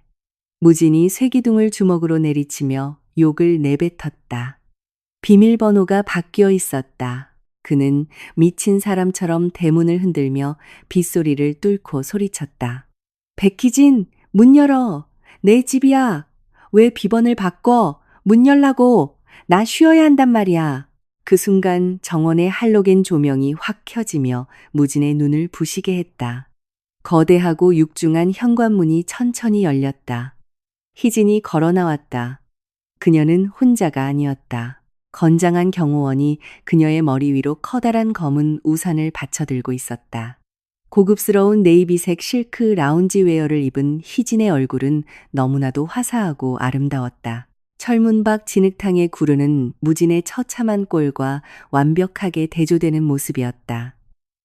희진은 천천히 계단을 내려와 철문 바로 안쪽에 멈춰 섰다. 무진과 다경을 바라보는 그녀의 눈빛에는 역겨움과 동정심이 미묘하게 섞여 있었다. 희진아, 무진이 쇠창살을 움켜쥐고 소리쳤다. 이게 다 무슨 짓이야? 비밀번호는 왜 바꿨고 내 짐은 왜 저기 내 동댕이 쳐져 있어? 문 열어. 들어가서 쉴래. 희진이 희미하게 웃었다. 이 집은 태성그룹 소유야, 강무진. 명의는 원래 우리 아버지였고 지금은 내 명의로 넘어왔어. 불법 침입자는 들어올 수 없어. 불법 침입자? 하, 장난해? 무진이 어이없다는 듯 헛웃음을 쳤다. 내 남편이야. 로하 아빠라고. 아내 로하 아파서 누워있잖아. 애 아빠를 밖에서 이렇게 비 맞게 내버려 둘 셈이야?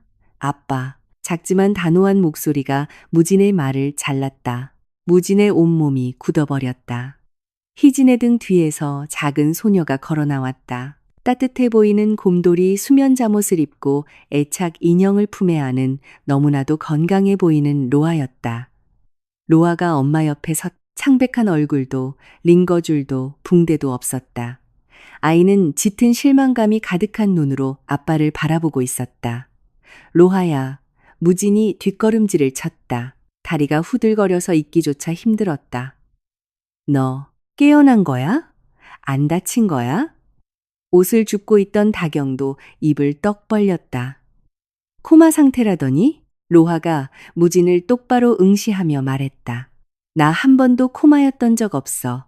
그냥 눈을 감고 있었을 뿐이야. 진짜로 우릴 죽이기 전에 우리 눈앞에서 영영 사라지길 바라면서. 그 말은 무진의 가슴을 대형 한마로 내리치는 것보다 더 큰 충격으로 다가왔다. 연기. 한 거라고? 지금까지 다 쇼였어? 대체 왜? 무진이 빗물과 눈물이 섞인 얼굴로 허망하게 물었다. 아빠가 나쁜 사람이니까. 로하의 맑은 목소리가 비수처럼 꽂혔다. 정비소 아저씨랑 아빠가 통화하는 거 녹음된 거 다 들었어. 아빠가 우리 차 브레이크 고장 냈잖아. 할아버지 돈 뺏으려고 나 죽이려고 했잖아. 아빤 이제 내 아빠 아니야. 괴물이야. 무진의 세상이 산산조각 났다. 하늘이 무너져 내리는 것 같았다. 비밀, 완벽한 범죄 계획.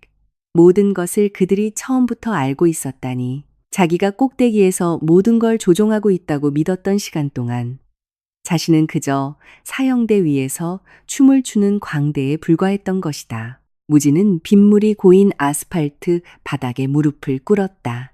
무릎이 까져 피가 났지만 아무런 고통도 느껴지지 않았다. 가슴속이 갈기갈기 찢어지는 고통이 훨씬 컸다. 그는 엎드린 채 희진을 올려다보았다. 우산을 쓴 희진은 마치 복수의 여신처럼 눈부시게 빛났다. 희진아. 무진이 오열하며 철문 쪽으로 기어갔다. 자존심 따위는 이미 바닥에 쓸려나간 지 오래였다. 내가 잘못했어. 내가 잠시 미쳤었어. 사채비 때문에 눈이 돌아서. 진짜 그러려던 게 아니었어. 제발, 제발 문 좀 열어줘. 우리 좋게 얘기하자. 처음부터 다시 시작하자. 응? 로하를 봐서라도 희진은 자기 발밑에 엎드린 남자를 내려다보았다.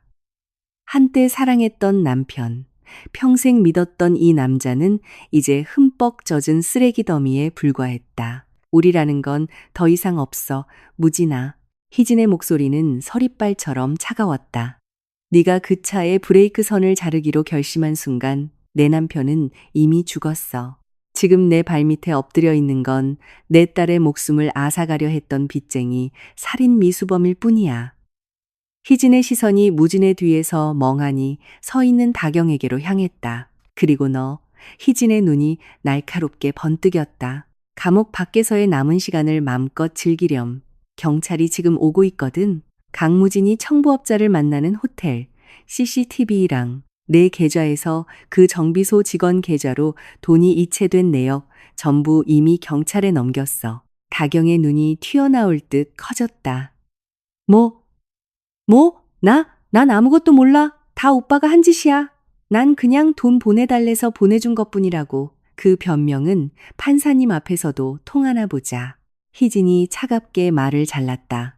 멀리서 경찰차의 사이렌 소리가 빗소리를 뚫고 울려 퍼지기 시작했다.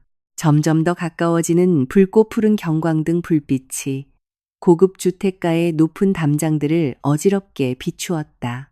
희진이 로하의 어깨를 감쌌다. 들어가자, 로하야. 바깥 공기가 너무 탁해. 안녕, 괴물. 로하가 무덤덤하게 인사를 남기고 엄마를 따라 몸을 돌렸다. 로하야, 희진아, 나 버리지 마. 무진이 절망적으로 비명을 지르며 철창을 두드렸다. 희진아, 희진은 단 한 번도 뒤돌아보지 않았다. 거대한 현관문이 육중한 소리를 내며 닫혔고 집안의 따뜻한 빛과 밖의 처절한 어둠은 완벽하게 분리되었다. 문이 닫히는 순간 도어락이 잠기는 차가운 기계음이 들렸다. 동시에 2대의 경찰, 순찰차가 저택 대문 앞에 급정거했다. 우비를 입은 경찰들이 수갑을 꺼내 들고 내렸다. 비젖은 쓰레기 더미 옆에서 무진은 바닥에 엎드린 채 때늦은 참회의 눈물을 흘리며 절규했다. 손에 쥔 다이아몬드를 버리고 길가의 조약돌을 탐낸 대가였다. 그리고 그 조약돌마저 이제 산산이 부서져 모래가 되어버렸다. 그날 밤의 폭우는 그칠 줄 몰랐다. 완벽해 보였던 한 가정의 처참한 붕괴를 하늘도 슬퍼하는 듯했다. 굳게 닫힌 평창동 대저택의 철문 앞, 경찰차에 번쩍이는 경광등이 빗물 고인 웅덩이와 창백하게 질린 피의자들의 얼굴을 사정없이 비췄다. 무진은 여전히 아스팔트 바닥에 무릎을 꿇은 채였다. 양손으로 자신의 무릎을 꽉 움켜쥐고 방금 전 아내와 딸을 삼켜버린 저택의 문만 멍하니 바라보고 있었다. 뼛속까지 스며드는 겨울비의 추위도 심장을 옥죄어오는 극도의 공포에 비하면 아무것도 아니었다. 죽어간다고 생각했던 딸이 멀쩡히 서서 자신을 괴물이라 부르던 그 장면이 머릿속에서 끝없이 재생되었다. 사이렌 소리보다 그 목소리가 더 귀청을 찢는 듯했다. 강무진 씨. 날카로운 형사의 목소리가 상념을 깼다. 비에 젖은 우비를 입은 형사가 무진의 앞에 섰다. 당신을 백로와 양에 대한 살인미수 및 살인교사, 강명기업 자금 횡령, 그리고 사문서 위조 혐의로 긴급 체포합니다. 당신은 묵비권을 행사할 수 있고 무진은 반항할 힘조차 없었다. 경찰이 그의 양팔을 뒤로 꺾어 수갑을 채웠다. 차가운 금속이 손목을 옥죄며 내는 찰칵 소리는 사형 선고처럼 들렸다. 그는 젤리처럼 흐물거리는 다리로 억지로 끌려 일어났다. 반면 다경은 미친 듯이 발악하고 있었다. 여성 경찰관이 수갑을 채우려 하자 다경은 귀청이 떨어져라 비명을 질렀다. 이거 놔요. 난 죄 없다고요. 다경의 하이톤 목소리가 밤 공기를 갈랐다. 난 피해자예요. 전부 저 미친 인간이 꾸민 짓이라고요. 나네를 죽이려던 건 꿈에도 몰랐어. 그냥 휴가 가자고 해서 따라간 것 뿐이란 말이에요. 여경은 눈도 깜짝하지 않고 다경을 순찰차 뒷좌석으로 밀어넣었다. 서에 가서 말씀하시죠. 강무진 씨가 지시한 정비소 직원한테 5천만 원 송금하신네요. 적요란에 차량 수리비라고 떡하니 적혀 있던데 증거가 너무 명백해서요. 그거 오빠 돈이었다고요. 다경이 마스카라가 번진 눈물 범벅의 얼굴로 소리쳤다. 그녀는 방금 전 제압되어 자신의 옆자리에 구겨 넣어지는 무진을 획 노려보았다. 경찰차 문이 닫히고 땀과 비에 젖은 퀴퀴한 냄새가 진동하는 좁은 뒷좌석 공간에 2 사람이 갇혔다. 함께 몰디브의 낭만을 꿈꾸던 2 사람 사이의 공기는 이제 숨막히는 사륙전의 전쟁터로 변해 있었다. 다경이 이빨을 드러내며 무진을 노려보았다. 너 때문에 내 인생 종쳤어. 살인 청부업자 돈을 왜 내 계좌로 보내게 해? 처음부터 나한테 독박 씌우려고 작정한 거였어? 내내 넋이 나가 있던 무진이 고개를 돌렸다.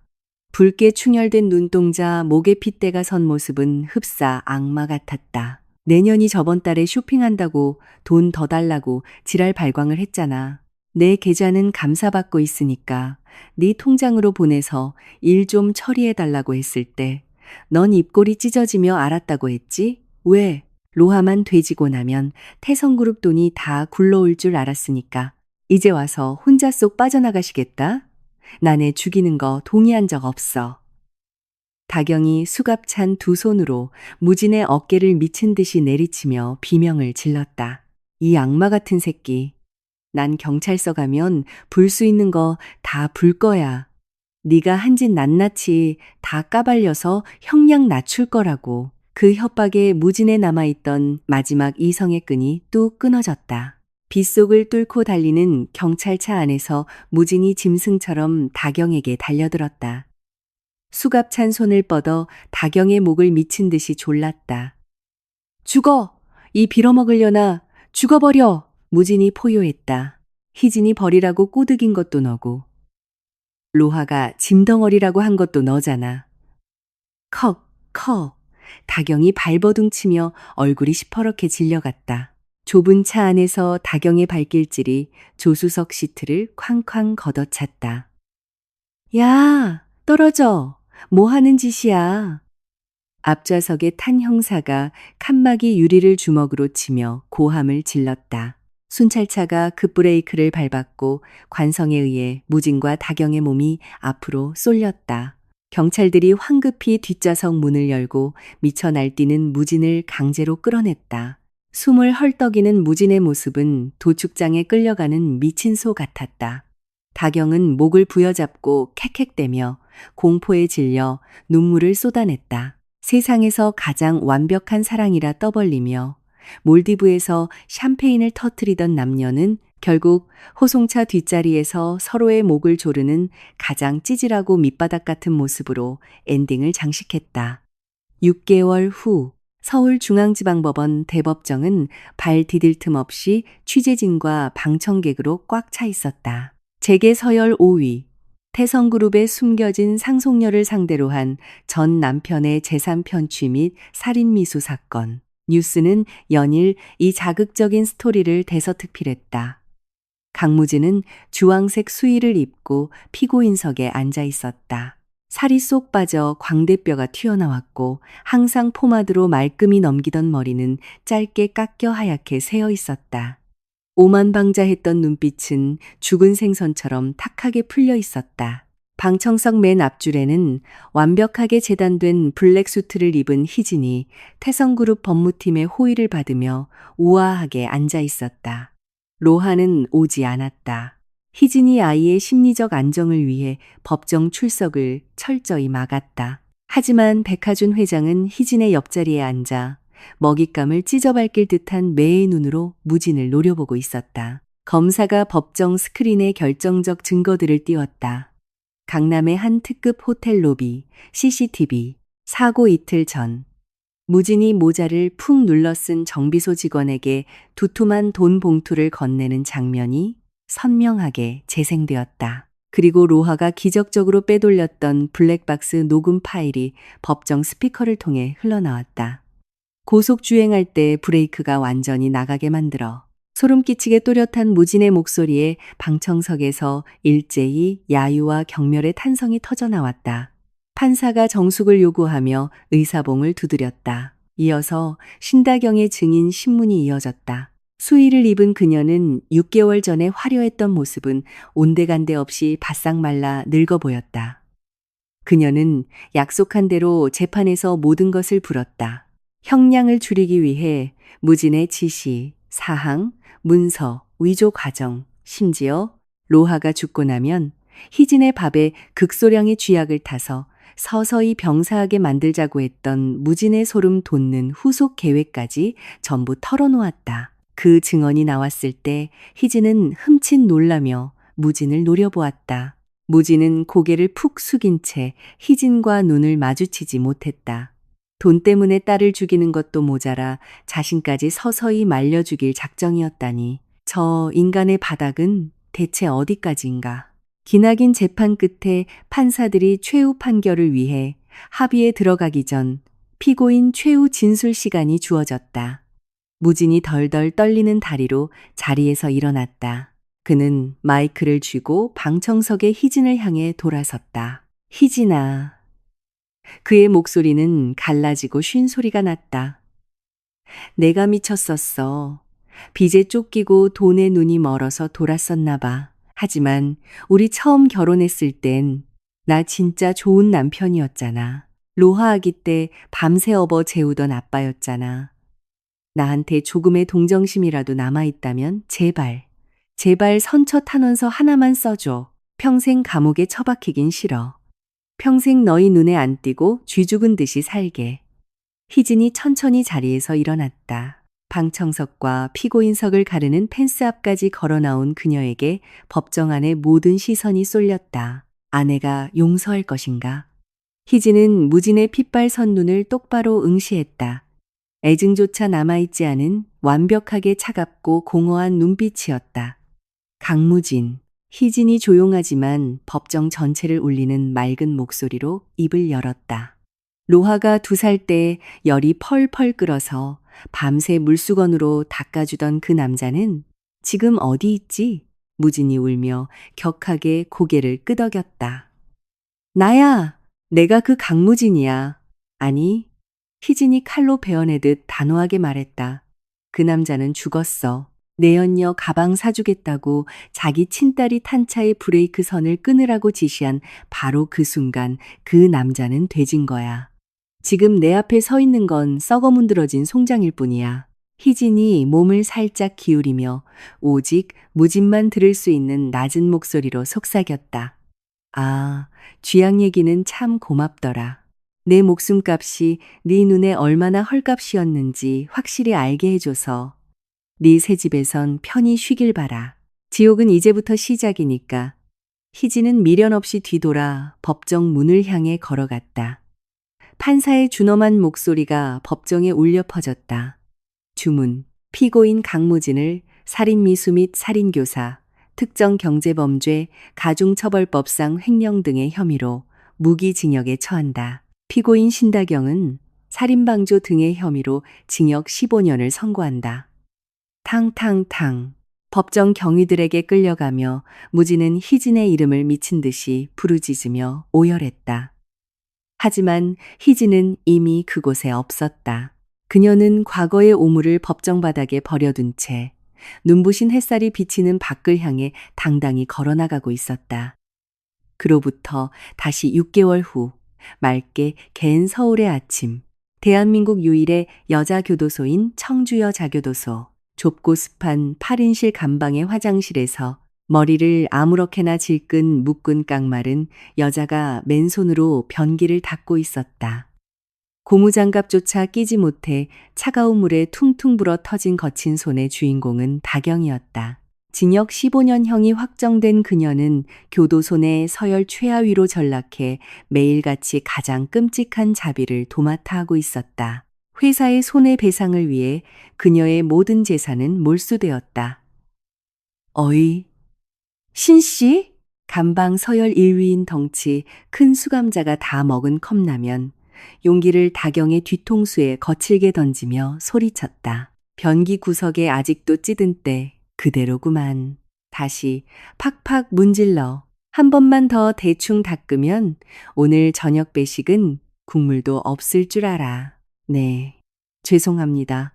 다경이 푹 숙인 얼굴로 기어 들어가는 목소리로 답했다. 그녀가 바닥에 떨어진 쓰레기를 주워 담을 때 참았던 눈물이 더러운 변기물 위로 뚝뚝 떨어졌다. 몰디브 해저 레스토랑에서의 샴페인, 한정판 명품 가방들. 그 모든 것이 전생의 꿈만 같았다. 지금의 그녀는 그저 하루하루 살아남기 위해 발버둥 쳐야 하는 감방의 밑바닥 찌끄러기일 뿐이었다. 한편 악명 높은 청송교도소에 햇빛 한 줌 들어오지 않는 지하 독방. 무진은 웅크리고 앉아 허공에 대고 로하의 이름을 부르며 혼잣말을 중얼거리고 있었다. 극심한 환각 증세와 자해 소동으로 인해 1급 독방에 수감된 그는 나이 40도 되기 전에 머리가 백발이 되어버렸다. 무기징역이라는 형벌은 단지 몸을 가두는 것뿐만 아니라 스스로의 탐욕 때문에 차버린 완벽했던 행복을 평생 머릿속에서 되새김질해야 하는 끔찍한 정신적 고문이었다. 배신자들의 처참한 말로와는 대조적으로 합병 이후 새로 태어난 태성그룹 계열사 TS 홀딩스 본사의 분위기는 활기차고 역동적이었다. 40층에 위치한 대표이사 집무실, 희진은 세련된 커리어 우먼의 모습으로 글로벌 투자사와의 계약서에 서명하고 있었다. 지친 기색이 역력했던 과거의 주부 희진은 온데간데 없고 강인한 카리스마를 내뿜는 타고난 경영자의 아우라가 가득했다. 그녀의 탁월한 지휘 아래 회사는 6개월 만에 완벽하게 정상화되었고 영업이익은 2배로 뛰었다. 똑똑. 임비서가 미소를 지으며 들어왔다. 대표님, 백 회장님께서 1층 로비에 도착하셨습니다. 점심 식사 같이 하시자고 합니다. 알았어요. 지금 내려갈게요. 희진이 노트북을 덮으며 가볍게 일어섰다. 대리석이 깔린 웅장한 로비에는 하준이 서 있었다. 그런데 오늘 그 곁에는 다른 남자가 함께였다. 희진과 비슷한 또래로 보이는 젊은 남자는 단정하면서도 얽매이지 않은 여유로운 차림이었다. 부드럽고 다정한 미소가 인상적이었다. 오, 우리 태성의 자랑스러운 대표 오셨네. 하준이 엘리베이터에서 내리는 희진을 반갑게 맞았다. 희진은 아버지에게 정중하게 인사했다. 아빠, 오늘은 어디서 식사하실 거예요? 로아가 좋아하는 패밀리 레스토랑? 하준이 호탕하게 웃었다. 당연하지. 로아는 벌써 차에서 기다리고 있다. 아, 인사해라. 이쪽은 차도진. 영국 런던 지사장을 맡다가 이번에 귀국했어. 오늘부턴 퇴임하시는 부사장님 대신 내 밑에서 총괄 본부장으로 일하게 될 거다. 차도진이 한 발짝 다가와 부드럽게 손을 내밀었다. 처음 뵙겠습니다. 백희진 대표님. 단기간에 회사를 기적처럼 살려내셨다는 얘기는 런던에서도 익히 들었습니다. 함께 일하게 되어 영광입니다. 희진이 그 손을 마주 잡았다. 도진의 손은 따뜻하고 단단했지만 전혀 위압적이지 않았다. 공적인 자리가 아닐 땐 그냥 편하게 희진 씨라고 부르세요. 차 본부장님, 환영합니다. 그럼 저도 편하게 도진 씨라고 불러주십시오. 도진의 눈빛에는 단순한 호기심 이상의 깊은 호감이 서려 있었다. 화려한 겉모습이 아니라 모진 폭풍을 이겨내고 스스로 우뚝 선 이 강인한 여성을 향한 진심 어린 존경이었다. 세 사람은 밖으로 나와 대기 중인 차량으로 향했다. 차 뒷좌석 문이 열리며 예쁜 원피스를 입은 로하가 폴짝 뛰어내렸다. 엄마! 로하가 희진의 허리를 와락 끌어안았다. 우리 딸, 오늘 학교 재미있었어? 희진이 아이의 머리를 쓰다듬었다. 나 오늘 수학 단원 평가 또 100점 맞았다? 로하가 자랑스레 코를 찡긋거리다가 옆에 선 도진을 발견하고 눈을 동그랗게 떴다. 어? 이 아저씨는 누구예요? 도진이 로하의 눈높이에 맞춰 한쪽 무릎을 굽히고 앉았다. 안녕, 로하 공주님. 아저씨 이름은 차도진이야. 엄마랑 할아버지랑 같이 일하는 사람이지. 아저씨가 듣기로 로하가 초콜릿 아이스크림을 엄청 좋아한다던데? 마침 아저씨한테 오늘 갈 레스토랑에서 쓸 수 있는 아이스크림 무제한 쿠폰이 있는데 같이 갈까? 로하의 두 눈이 반짝였다. 진짜요? 콜. 아저씨 진짜 착하다. 옛날 로하는 순간 말을 멈췄다. 예전 아빠의 기억이 떠오른 듯 밝았던 얼굴에 찰나의 그늘이 졌다. 도진은 아이의 표정 변화를 눈치채고도 무리하게 질문하지 않았다. 그저 더없이 따뜻한 미소를 지으며 부드럽게 말했다. 얼른 가자. 초콜릿 다 녹아버리기 전에. 억지스럽지 않은 도진의 다정함에 희진은 순간 멍해졌다. 수년 동안 강무진이라는 나르시시스트 통제관 곁에서 숨죽여 살았던 그녀는 순수한 호의로 아이를 대하는 다정한 남자의 온기가 어떤 것인지 잊고 살았었다. 가자, 엄마. 로아가 한 손으로는 희진의 손을, 다른 한 손으로는 도진의 손을 잡고 방방 뛰며 차를 향해 잡아 끌었다. 뒤에서 그 모습을 지켜보던 하준 회장은 의미심장한 미소를 지었다. 딸의 가슴에 난 상처가 완전히 아물려면 아직 시간이 필요할 것이다. 하지만 인내심 많고 따뜻한 도진과 다시 진심으로 웃기 시작한 희진을 보며 하준은 그녀의 앞날에 눈부신 봄빛이 가득하리라 확신했다. 그날 점심, 통유리창 너머로 푸른 정원이 보이는 레스토랑 테이블에는 로하의 까르르 웃는 소리가 끊이지 않았다. 꽤 유머러스한 도진의 농담이 분위기를 한껏 띄우고 있었다. 희진은 의자에 편안하게 기대어 시원한 아이스 레몬티를 한 모금 마셨다. 창밖의 파란 하늘을 올려다보았다. 그녀의 인생을 집어삼킬 듯 짓누르던 먹구름은 이제 흔적도 없이 사라졌다. 폭풍우는 끝났다. 그녀는 환하게 웃고 있는 세상에서 가장 소중한 딸을 바라보고 유리창에 비친 자신의 모습을 보았다. 중환자실 구석에서 숨죽여 울던 나약한 여자는 영원히 죽었다. 지금 이곳에는 새롭고 강인하며 스스로 일어선 자신을 진심으로 아껴주는 사람들에 둘러싸인 백희진만이 존재했다. 복수는 완벽하게 끝났고 정의는 세워졌다. 그리고 아주 오랜만에 희진은 온전한 자유를 느끼고 있었다. 엄마, 도진 아저씨가 다음 주말에 테니스 가르쳐 주기로 했어. 가도 되지? 로아의 목소리가 희진을 상념에서 깨웠다. 희진은 허락을 구하듯 부드럽게 바라보는 도진과 눈을 맞췄다. 그럼 우리 딸. 희진이 입가에 핀 아름다운 미소를 숨기지 않으며 대답했다. 숙제 다 해놓으면 충성. 로하가 장난스럽게 거수경례를 했다. 세 사람의 경쾌한 웃음소리가 다시 한번 터져 나왔다. 그토록 잔인하고 끔찍했던 과거의 챕터를 완전히 덮어버리고 눈부시게 빛나는 새로운 인생이라는 책의 첫 페이지를 넘기는 가장 아름다운 소리였다.